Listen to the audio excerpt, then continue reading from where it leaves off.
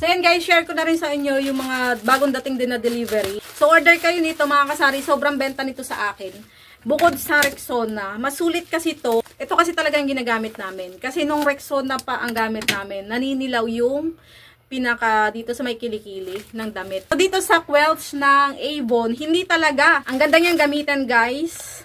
Long lasting talaga yung effect niya. Tapos hindi naninilaw yung mga damit sa parteng kilikili. So mas prepare ko to kumpara sa Rexona guys. Ayan, ito yung ginagamit namin at madami ako in-order kasi may bumibili din ito sa akin. So, ito rin yung mga gamit nila mga kasari. So, ang benta ko nito, brochure price, 120 pesos. Ito, ang bili ko sa Shopee ay buy one take one mga kasari.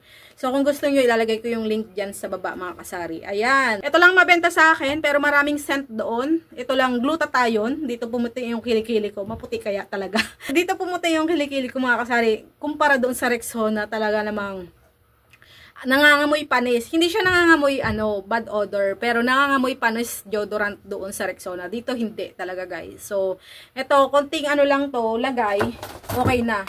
So, ganito yung lagayan niya guys, oh. Ayan. Hindi siya naglalaho katulad ng Rexona na sumisingaw, naninigas. Dito okay na okay, mas maayos pa tignan. So, nadi-display mo pa na maayos. Pa guys, share ko din sa inyo. Every week, meron na ako nitong pa-deliver na butane. Natututo na yung mga suki ko na gumamit ng butane mga kasari. So, minsan ito na rin yung ginagamit ko pag nagluluto dito sa tindahan. Kasi hindi ako makalis minsan sa tindahan pag ako lang mag-isa. So, butane na lang dito sa loob ng tindahan para hindi ako pabalik-balik. Para kung may bibili man, mabilis kong mabibentahan. So, ito, ginagamit ko din. So, hindi na ako doon sa refillable. Dito na ako sa disposable guys. Mas okay to para wala nang hanapan ng tangke. Pag nawawala yung refillable, so dito na lang ako sa disposable. So kung gusto niyo rin, ayun, lalagay ko yung link dyan sa baba. Kasari. Meron pa tayo ditong isa. Hello guys! Welcome back sa aking munting sari-sari store ulit. So ito ulit ako. At meron tayo ditong cling wrap. Ayan, itong cling wrap na ito ay nakuha ko doon sa dining set na in-order ko online. So binalot nila yung dining set, yung lamesa, saka 6 na upuan ng cling wrap para hindi siguro magasgasan habang nasa biyahe. So, hindi ko siya tinapon. Nirolyo ko siya dito sa lagayan yata to ng Colgate. Lagayan yata to ng Nescafe o Great Taste ba? So, yan. Wala kaming collection ng basura dito. Imbis na sunugin ay inano ko, baka sakaling mapakinabangan ko. So, napakinabangan ko na nga. So, ngayon mga kasari, ang share ko sa inyo ngayon, kung paano ko iniingatan yung mga paninda ko dito sa sari-sari store para hindi ma-damage. So, mga kasari, binabalot ko siya sa mga dilata ko na madaling kalawangin. So, ang madali lang naman kalawangin sa akin dito ay itong, Alaska Evaporada na kahit saglit mo lang siya na display ay nangangalawang na agad siya dito sa ibabaw. Siguro pag nadapuan na alikabok. So, mini-make sure ko na meron ditong nakatakip para hindi siya madapuan. So, ganyan lang kaliit yung nilalagay ko. So, dahil reuse na natin to, hindi na siya kumakapit. 'Di ba? Yung cling wrap talaga, pag bagong bukas, kumakapit yan. So, nilalagyan ko na lang to ng tape. So, dati, plastic labo yung pinambabalot ko dito. Kaso, medyo pangit tignan. Magulo tignan yung plastic labo pag binabalot ko. So, magastos din. Isang plastic labo yung kasya dito. So, hanggang 2 magkapatong. So, ito, napakinabangan ko yung cling wrap natin, mga kasari. So, medyo matagal-tagal natin ito magagamit. So, kahit hindi siya expired, nakakahiyang ibenta pag may kalawang na kahit konting-konting patak dyan. Yun ang tandaan nyo. Kasi nagmumukhang luma yung paninda natin pag may konting kalawang, may konting dumi. So, para hindi na tayo magpunas-punas ng ating mga paninda, kung medyo malikabok dyan, lalo na sa mga malapit sa kalsada, yun ang gawin nyo, i-plastic nyo yung mga paninda nyo para fresh pa rin siya tignan pag ibibenta sa customer. Ito, bago ko ibigay sa customer, tatanggalin ko yung cling wrap. Itatapon na natin. So, may protection lang siya para hindi siya kalawangin. At medyo binabanat ko ng konti para hindi halatang may balot na cling wrap. So, ito, kalalagay ko lang nito kanina kasi delivery ito kahapon ng tindahang tapat. Konti lang ang pinadeliver ko, siguro 2 lang nito kasi doon sa delivery natin ng worth 10,000 kay ating grocery na i-deliver ngayon na inantay natin, meron ako doon promo na nakuha na Alaska. So, yun yung marami kong order. So, ito naman, di ko pinapadamihan kasi malakas lang to madalas pag may handaan na gumagawa ng sofas. sopas. Nagluluto ng sopas, coffee jelly. Tapos, sa summer naman, mga nagagawa ng halo-halo, mabenta yun. Pero ito, July 18, 2026 pa, kahit matagal yung expiration niya, madalas ito yung nasisira. Kaya yung pwesto niya nandyan, ayaw ko siya naaarawan kasi yung mga ganitong product natin, wag nating paarawan. Ito yung gatas na madaling masira, maliban na lang kung powder. Ayan, magkano yun dito? 25. Ayan. Ayan lang. So, dito sa mga dilata ko, pili lang yung binabalot ko. Del Monte Tidbits, ito rin yung madalas kalawangin, kaya naka-plastic yan. Angel Creme Densada, mga kasari, madalas din yung kalawangin, kaya naka-plastic yan. Pero, etong ating mga condensed milk, yung Dorin natin, yung Cowbell, bihira lang tong kalawangin, guys. Ito, bihira lang to. Iba yata yung kanyang pagkalata. So, hindi siya masyadong dinadapuan ng kalawang.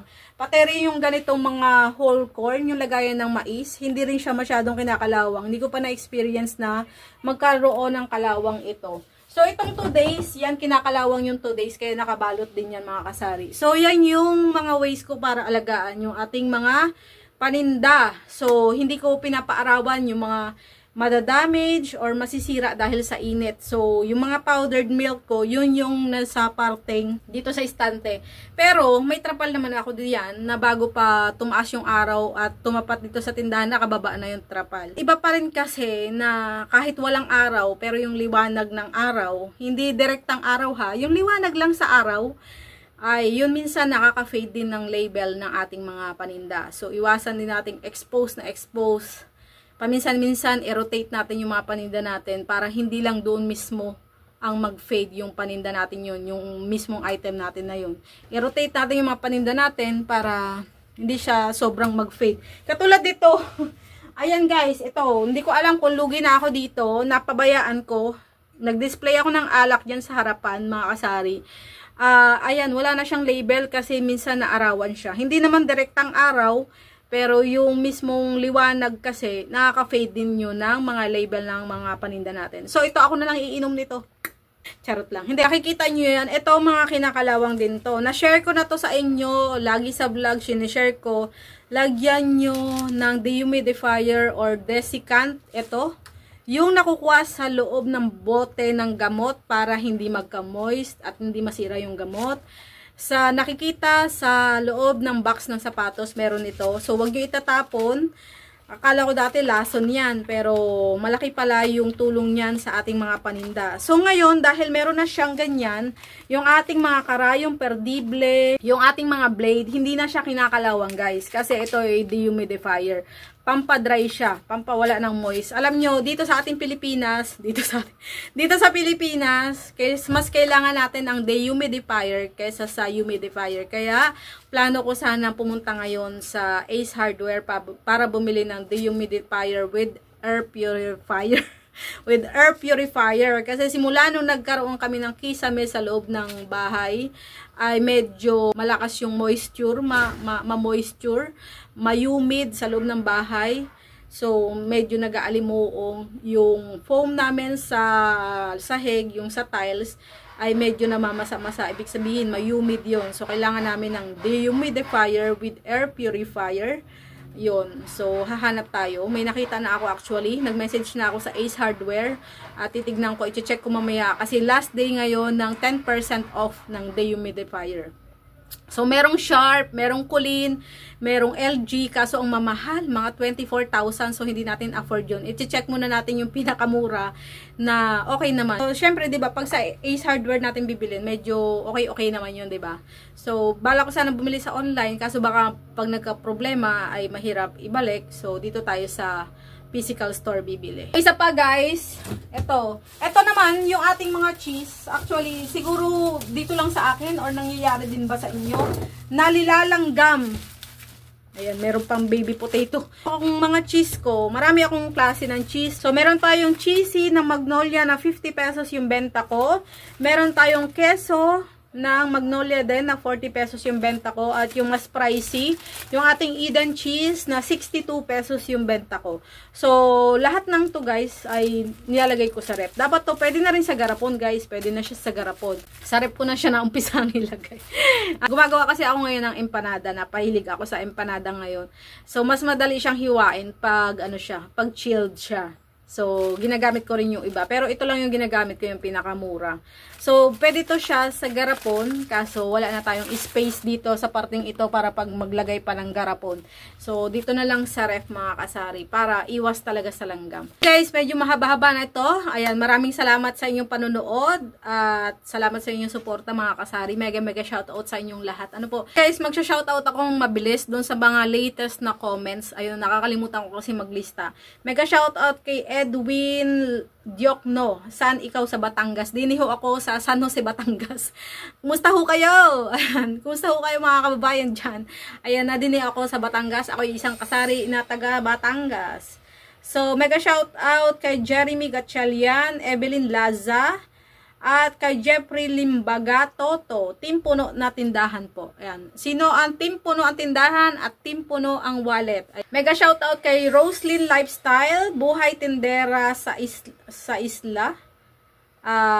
Marilo Lubato. Mega shoutout kay Kuya AG Kimpo Vlogs. Ayan, nakakalimutan ko palang bumalik mamaya-maya guys. Ayan, mega shoutout kay Emmy Santos, kay Marilo De Ramos.